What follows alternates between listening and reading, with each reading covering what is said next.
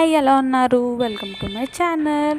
ఈరోజైతే పండుగప్ప రెసిపీ చెప్పబోతున్నా. ముందుగా అయితే ఉల్లిపాయ, వెల్లుల్లిపాయ, అల్లం, గసగసాలు, ధనియాలు ఇవన్నీ మంచిగా మిక్సీ పట్టుకుని పక్కన పెట్టుకోవాలి.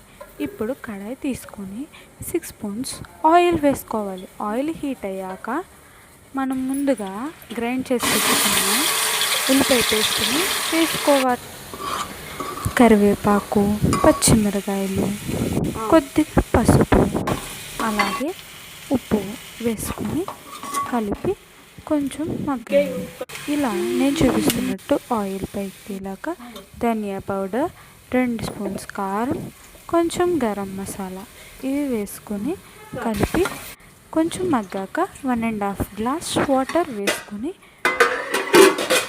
మూత పెట్టుకొని ఒక 15 మినిట్స్ తర్వాత మనం పక్కన కడిగేసి ఉంచుకున్న చేప ముక్కల్ని ఇందులో వేసుకొని బాగా ఉడకనివ్వాలి.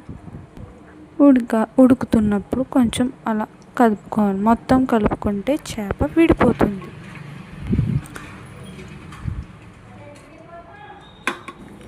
కూరలో ఇప్పుడు గరిటె పెట్టాక ఇంకా గరిటె పెట్టకుండా ఇలా గిన్నెని క్లాత్తో పట్టుకొని తిప్పుకుంటూ ఉడికించుకోవాలి. అప్పుడు కూర బాగుంటుంది, ముక్క విడిపోదు.